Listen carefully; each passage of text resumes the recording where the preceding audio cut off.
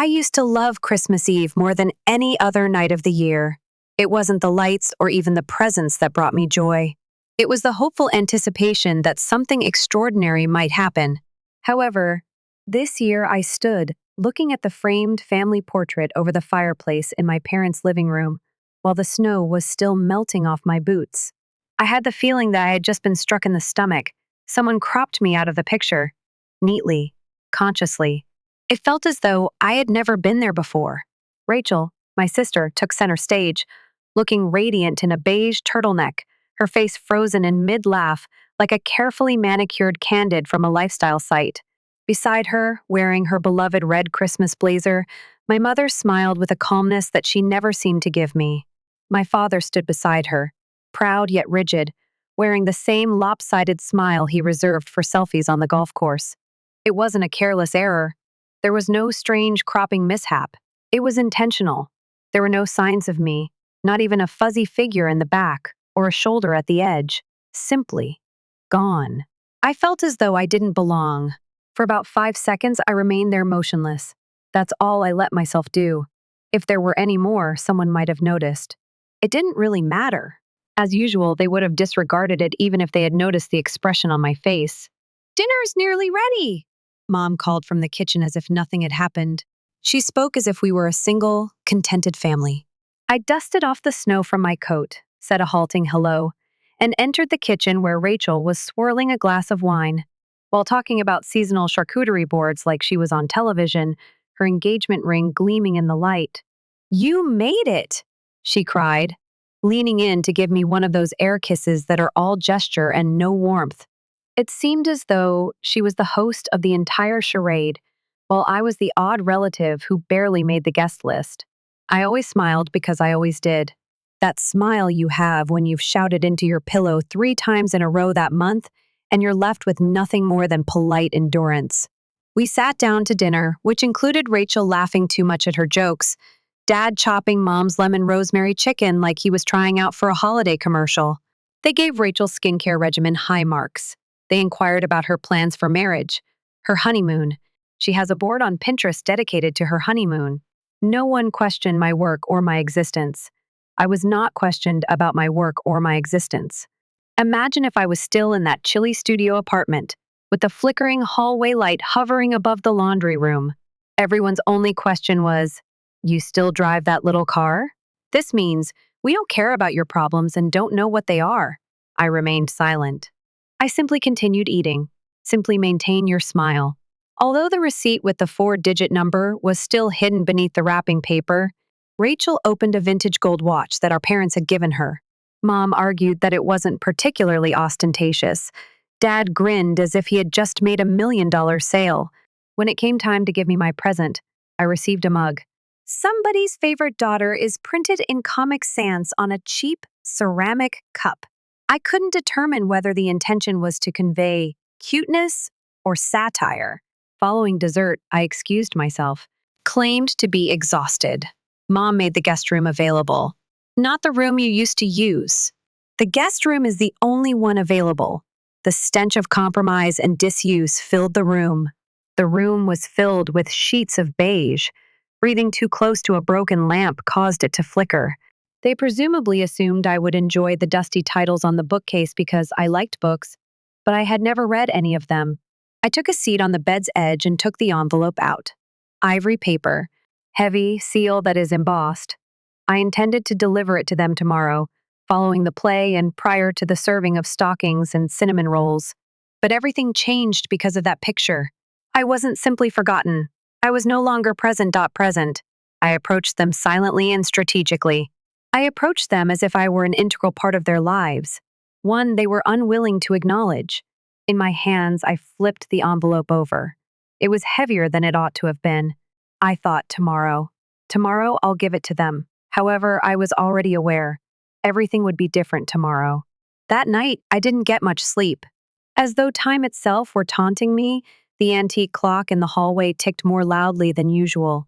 My father was snoring somewhere downstairs. Rachel let out a breathy, practiced chuckle, seemingly destined for love. Once, my mom's voice crept in, saying something about bringing the good plates tomorrow. As I lay on my side with my eyes open and gazed at the shadows on the wall, I wondered how many times I had allowed myself to be let down before I finally recognized it for what it was, politely being abandoned. I recalled the day I graduated. Although I didn't receive a full scholarship, I was accepted to my desired school and could make ends meet with part-time work. I hoped they would help conceal the remainder while I sat at the kitchen table with papers all over the place. This was only partially the case. My dad muttered something about tight finances and how they were still catching up from the bathroom remodel, while my mom gave me a tight smile, the kind she uses when she doesn't want to say no directly. That makeover? The floors radiated warmth. The tub was equipped with Bluetooth speakers. Rachel received a new automobile with leather seats and a ribbon on top the next month. In a greeting card that read, "You're going places, I found a $20 bill." The problem is that I went anyway. I accepted 3 jobs. Every night I slept for 4 hours. I lived off of dollar store noodles, rationed textbooks, skipped meals, and worked late hours. I received honors when I graduated, went to another city. Thereafter, I didn't ask for anything, and they didn't provide it to me. When I lost my job 2 years ago, I didn't make any phone calls. I restarted my search for a used mattress on Craigslist after my apartment flooded, resulting in the loss of nearly everything I owned, silently. I had mastered the art of surviving without requesting assistance that would never arrive. In the meantime, Rachel shared sponsored Instagram stories from Santorini, where she was enjoying cocktails in infinity pools. Even though she shed tears when their dog walker unexpectedly had to cancel, she never once inquired about my well-being. I used to question whether I had it. Perhaps I was simply more difficult to adore. I wasn't as appealing to the camera. I wasn't as charming as I could have been. I could have improved my charm by smiling more frequently, spoke less, been more practical. However, I had a memory. It's my 8th birthday. I made cupcakes myself and asked 6 friends over. We ate cheese slices on saltines because Mom neglected to get the pizza. Rachel had a dancing recital the following day, so the party ended early. "We'll make it up to you next year," they assured me. They didn't. I won a state scientific competition in high school. The principal informed the family over the phone. NJOB is what my parents sent me back. That was it. No supper. The refrigerator is empty. Nothing. They gave Rachel a party with balloons and a bespoke cake that said "Future Star" after she landed a shampoo commercial, which consisted of 10 seconds of screen time and a single spoken phrase. I wasn't resentful. No more. Resentment signifies a persistent hope that someone will behave better in the future. I had given up on hope. I felt completely defeated. It was an accident early this year that changed everything. To obtain proof of residency for a job application, I had visited the local records office, bureaucratic matters.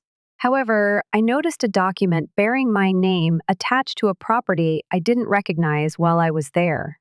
I initially believed it to be a clerical error, but curiosity can be dangerous when you've lived a life of neglect. I began looking through old emails, tax returns, and title searches. Sent a few well-crafted questions. I contacted the attorney Pete suggested, who also assisted me with my will after I won the jackpot, and a picture began to take shape. A house was present. It was a rental property. My grandfather owned it. My grandfather left me in charge, not Rachel. Our parents are not involved in this situation. To me, in his will, he explicitly granted me full ownership rights. Nobody had ever informed me about it. Nothing, since they had asserted it in its place. They had been collecting rent, upgrading, utilizing the money to pay for their expenses, such as the bathroom renovation, Rachel's tuition, and their vacation pictures. They told me there was nothing left for me, but they had done it all in silence. I didn't shout. I refrained from screaming. All I did was breathe, calmly. This evidence was crucial, as I had spent my entire life questioning whether the imbalance was merely a figment of my imagination. The result was hard, cold, legal evidence. Nobody had forgotten me. Someone had taken advantage of me, and now it was time for them to recall my precise identity. Soft carols and cinnamon greeted Christmas morning. As if she were the star of a holiday film, Rachel was already downstairs, barefoot, and drinking almond milk from a wine glass. While my dad sat at the table looking through his phone and humming along to Bing Crosby as if he had nothing to conceal, my mom was plating scrambled eggs with parsley as if we were filming a brunch presentation for a lifestyle blog. I spent more time upstairs than I had to. I knew what was coming, not because I was exhausted. I was aware of what I was going to do. My mother hardly looked up from her eggs when I eventually came down. She said, "I hope you had a good night's sleep in the guest room." I sipped my coffee. I answered, "The mattress has a personality." She chuckled as if I were kidding. I wasn't. With everyone pretending and smiling, we ate breakfast in that perfected stillness that only families can achieve. There was no genuine interest in my life, no small talk. No one asked if I was still living in that small flat with the creaking stairs or where I was working. Just so you know, I didn't. However, they were unaware of that. They were too indifferent to inquire. In a monologue, Rachel talked about how she was going to Barcelona because of some wonderful brand partnership, as if she had earned it rather than our parents paying for it. My father proudly nodded. My mother smiled as if she were witnessing a sunrise. I merely sat there, listening, observing, and holding out. There was an envelope in my coat's pocket, dense ivory, embossed. The weight was heavy, as were the ensuing consequences. Every word, every page, and everything they believed I would never discover was the truth. I went upstairs and changed after breakfast. I was slow. Allow them to savor the moment. Sip mimosas, pretend they hadn't deleted me, and let them wrap their pricey presents. Rachel was unwrapping a high-end tote bag when I descended again. That performative astonishment she had perfected years before lit up her face. My mother was misty-eyed and held her phone perfectly for a blessed Instagram story. Casual as ever, my dad turned to face me. "Do you get any sleep?" I said. "Enough," and took a seat. I took the envelope from inside my coat and set it on the table. I didn't make any grandiose gestures. No words. There are no words to express. My mother, who strictly prohibits placing anything on her reclaimed wood table without a coaster, didn't notice it for 10 minutes. She picked it up as if it were an errant banknote or a stray flyer. "What is this?" she inquired without giving me a serious look. I took another drink of coffee and said, "That's from me." My father looked over. "There was nothing you needed to get us." "I understand," I answered. "I wanted to." That drew them in. She turned the envelope over in her hands and sat down again. "Shall we open it right away?" I gave a shrug. "I would prefer that you didn't." Naturally, they did. As she burst the seal, my dad peered over her shoulder. The whisper of paper was the only sound for a minute. Rachel rearranged her hair and folded her new purse exactly right for pictures she hadn't even taken yet. Then there was stillness. The silence was heavy and weighty. My mom read more quickly now, as if she could outrun what she was seeing, turning to the second and then the third page. The color faded from my dad's face. At last, Rachel looked over. "What is it?" They didn't respond. She made another attempt. "What's happening?" "Nothing has changed." My cue was that. I whispered, "I thought it was time you knew." "Happy Christmas!" My mother's voice sounded flat. "What is this?" "That is a copy of Grandpa's will," I answered, slowly getting to my feet. My mother blinked quickly. "I've witnessed his will. Remember how we managed the estate?" "No," I replied, firmly yet calmly. "You took care of the estate, as you informed me. I never saw all the documents related to it. You mentioned that Grandpa left some money for the burial expenses, as well as a few mementos." My father's hand gripped the paper tightly. He looked as if someone had pulled the floor out from under him. Now that her hands were shaking, my mother turned back to the first page, her eyes skimming each line as if she had missed something crucial. Still attempting to retake control, my dad added defensively, "You never asked to see it." I answered, "Because I trusted you, I made that error." Rachel's brows pinched as she finally leaned forward.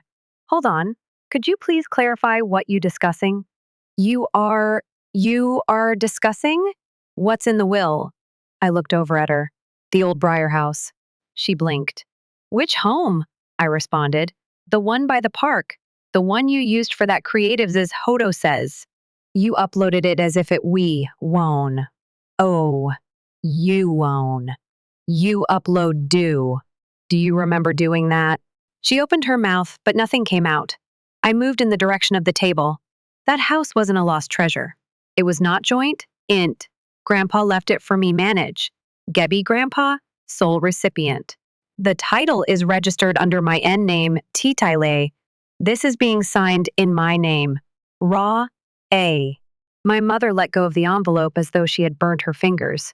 My mother dropped the envelope as if her fingers had been scorched. This isn't what it looks like, sweetie. That's funny, I remarked, grinning wearily.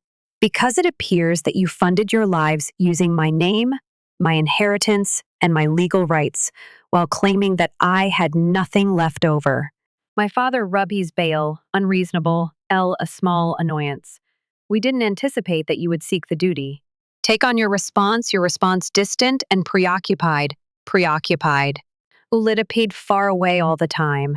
You made it obvious that I wasn't welcome, so I answered icily. I was far away. My mother's voice became softer and more syrupy. We didn't intend to cause you any harm. However, you and Tiagen, and to me time again. Me and time again. Now Rachel stood with her arm em. Do you feel that you've finally surpassed everyone? Cess? This elevates you above us? Does this mean you've finally surpassed everyone? No, I replied, looking her in the eyes. I don't bell I've improved, I acting as if I am you. Hugh, I'm not beneath you, and I've had enough of acting the other way. The ensuing silence was the thickest sort, the kind that makes it difficult to breathe and fills your lungs like smoke. Nobody made a move. Nobody said anything. My mom appeared unresponsive. Father, Rachel, gazed at me, shocked, as if I ruck her, as if I had struck her. After a little filled out paperwork, workly own it, have own it, if I'd, i.e. tenants. I'll be responsible for any future rent. At last, my dad was able to speak again. You're exaggerating the situation, I remarked. You removed me from a family photo. I'm correcting the record here. I grabbed my coat and went to face the door. My mother's voice cracked as she hurried forward. At the very least, can we discuss this? You simply did, I responded quietly. For years. Every time you made a decision without consulting me, I felt excluded. Each time you made a decision without consulting me, I felt I would you excluded. Yes, as I yield, comprehend, understand. My father's voice increased in alarm. There's no point in returning if you leave through that door. I stopped, stared at him for a while. I think that's the first thing we've ever agreed on. After that, I agreed on crisp, clear air outside woke you up from within. I allowed it to stabilize me by filling my lungs. I refrained from crying. I didn't grin. Calm and confident, I simply went toward my car. Because sometimes all thing you can do is to say nothing at all. At all. I didn't all. Erratic from them for 3 weeks. Silence lasted longer than I had anticipated. The first message arrived, brief, courteous, and well-practiced, akin to a press release pertaining to a scandal. Hello, my love. We believe there has been a misunderstanding based on our conversations. Would it be possible for us to speak every week? All is every with you. I adore you. No final punctuation. Like a garment on the incorrect hook, love you is just hanging there like a question. I didn't answer. Another one arrived 2 days later. Don't allow this one thing to ruin everything, please. Your sister is in a lot of distress. You know how your dad gets when he feels caught off guard, even though he's attempting to remain composed. I laughed at that. Taken aback, caught off guard. Not sorry. I was jied off guard, faltered, as if, rather than restoring what was already mine, I had used a secret bomb to turn their world upside down. I remained silent. Then my dad left me a voicemail, raised it without opening it. Simplet, raised it without opening it. Give money to people who understand it, he said when I offered to assist him in managing his retirement account. The last time he referred to me as kiddo. Correct, similar to him. Then Rachel sent an email. Could Kudus confirm if you believe you are the winner? All right. Grab the house. However, don't be upset when you discover that money cannot purchase a family. Then, a day or less later, both parents are under a lot of stress. They are discussing the condo's sale. Take it, K. I read that passage twice, Ed. Well done. That one I read twice. I wanted to take full responsibility for what I had done, not because it hurt. The house had been supporting their money like a collapsing support pillar for years, and they had been secretly collecting rent on it. It paid for their trips, a portion of Rachel's tuition, and even some elective procedures that my mother had always said were simply excellent skincare, according to what I had learned. And it was gone now. I hadn't even begun requesting, eyeing. I am not quite ready yet. This point.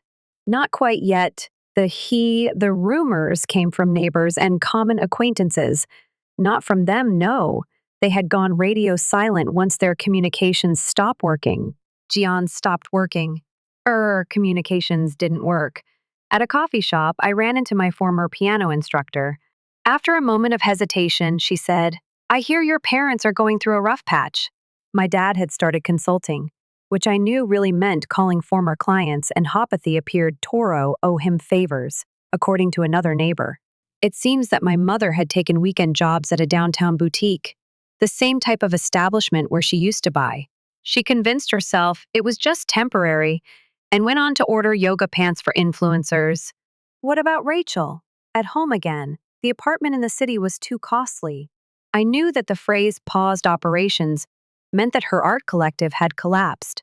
To fund her next creative chapter, she created a GoFundMe page. It brought in $83. Two of those dollars belonged to my former partner. I laughed aloud at that part. In the meantime, I concentrated on the house, my home. It was dusty, had shabby furniture that screamed of someone else's life, and had outdated drapes, all signs of neglect. However, it was sturdy. Actually, mine. I engaged a contractor to remove the remaining furnishings, repair the leaking windows, and repaint the walls. The only item that didn't feel like it came with emotional debt was a navy blue armchair that I remembered from my early years. The renters were nice, even grateful. When I reduced their rent by $50, one of them left a handwritten message. It said, "You are the first landlord to ever treat us like human beings." I was more moved by the note it's fascinating how releasing the guilt can transform quiet into serenity. It's funny how quiet may become serene once the guilt has been released. Said. I no longer anticipate a voicemail, a new message, or a sad phone call. I stopped looking at my phone, ceased anticipating a voicemail, a new message, or a sad phone call. My qualo life felt life-free. Sleep improved. I breathed in the silence for the first time in years, and I didn't feel invisible. I was liberated. I discovered a letter in my mailbox one early summer day. It wasn't another sarcastic email, text, or message from Rachel. It was an actual letter. Letter.wetter, written by hand. Even after all these years, the loops and swirls of my mother's calligraphy on the front still seemed strangely exquisite. Before I opened it, I held it in my hands for a long time. It wasn't because I thought it would be sincere. To be honest, I didn't. However, because I wanted to pinpoint time, inside there were twapages, oppages, determining restressed in whether it was. There was a subtle hint of her perfume in the envelope. 2 pages were in it. Nice, accurate. It was full of awkward apologies and greeting card cliches I had seen before. We were unaware. It wasn't deliberate. We only cared about what would benefit everyone. However, this was the passage that really resonated with me and nearly made me laugh. You've always had such strength. We were unaware that you required anything from us. When someone has been profiting from your quiet, they claim that. Since they would have to take action if they saw the fissures, they have conditioned themselves to ignore them. She concluded the letter by saying, "We're hoping you'll return home someday. We might be able to start over. There is no mention restitution. On Theron of the years of deception. Not deception. There is no mention of the years of deception. Not a word about how they kept their lives together while allowing mine to fall apart by using my name, my legal rights." I slipped the letter inside a drawer after folding it. Didn't discard it. Also didn't reply. She didn't get in touch with him again. It was 3 years later. During that time, I quietly rebuilt my life without much fanfare or press. It's akin to a woman establishing her own garden after a storm uprooted everything she thought was permanent. Leave to be permanent was uprooted by a storm. The house became a home because of me. I acquired new skills in doorknob replacement and shelf installation. I cultivated herbs on the kitchen sill and tomatoes in the backyard. I used warm whites and gentle greens to paint the walls. Beige was not an option. I then resumed writing. Needed it not F money why, but for acceptance. Simply put, it helped me reconnect with myself. In the evenings, I would occasionally sit on the front steps with a cup of tea while listening to the silence and watching the sun set behind the neighbor's rooftop. A silence that didn't shout, "You're not enough." The sort of silence that said, "You made it anyhow." Occasionally, someone else would tell me about my family. My dad was consulting part-time now, trying to stay busy, according to an old buddy. Despite seeming exhausted and thinner, my mom continued to frequent the boutique every weekend, according to a neighbor. Rachel's freelance work had dried up and her art collective had dissolved, so she had moved in with a friend. The previous time she tried to start a podcast, it only lasted 3 episodes. And me? I wasn't wealthy. However, someone grounded me. I wasn't ostentatious. However, someone grounded me. I was in a picture where I finally recognized the person staring back, but it wasn't one where everyone was grinning. My mantle presently has a single framed photo. I'm by myself, holding my keys and enjoying the sunlight as I stand in front of my house. Nobody had to cut someone off. I didn't need someone. I am here at this very moment. And he longed. Since I do. I am here at this very moment. And perhaps just possibly, that is the true bequest they were unable to give me. A world where I don't have to prove myself to be loved. The place where I just... And that's sufficient. I ran across our former neighbor, Miss S. Halberd, at the neighborhood bookshop on a soggy Tuesday. She had a frayed umbrella leaking beside her as she perused the bargain shelf. "Is that you, my love?" She squinted behind her glasses as she spoke. "You look fantastic." I grinned. "Yes, I am." Leaning in with a secretive whisper, she looked over her shoulder as if someone may overhear. "I've heard that your parents had a difficult time." I didn't wince, didn't want specifics, simply nodded. Following a pause, she continued, "Well, you look happy. That's excellent." It was, too. With a warm heart and 2 secondhand novels, I walked out of the bookstore. It was because I no longer felt that old aching, not because of W she used to bug meme about, insisting that I justify myself, defend myself, and soften T-truth. That pain had vanished. I was complete, and their approval wasn't the main focus of the life I was creating. The weight o' their quiet excellence did not cause them toe them shudder. I owned it, all mine. The Gawa's N was at home. The garden Wawa's basil plants grew wild along the fence, while the tomato vines clambered up the trellis, seemingly driven by a sense of pride. In addition installing solar lights along the path and raised beds, I also placed a small bench beneath the maple tree so that I could read or simply enjoy the wind. When I went outside, the birds didn't fly away because they were already accustomed to me. That pleased me. I enjoyed being the type of person who simply showed up there without frightening anything away. The house was warm inside, resided there, comfortable, every surface has books. The corridor walls were decorated with framed artwork created by nearby students. On the stove is a kettle. A tiny porcelain bird that my grandfather gave me when I was 10 years old is also on the windowsill. It was the only unrestricted present I had ever gotten from relatives. I discovered the family portrait one evening while going through old boxes in the attic. It was the one with my face cut out. The picture was in my lap while I sat cross-legged on the wooden floor. The sting has situation. Ought, as it once was. Rather, the first viewed it with the objectivity of someone going over old history not their own, but a tale they had heard before. They were there. Rachel, Mom, their P-Mom and Smiles, well-chosen attire, and synchronized look are reminiscent.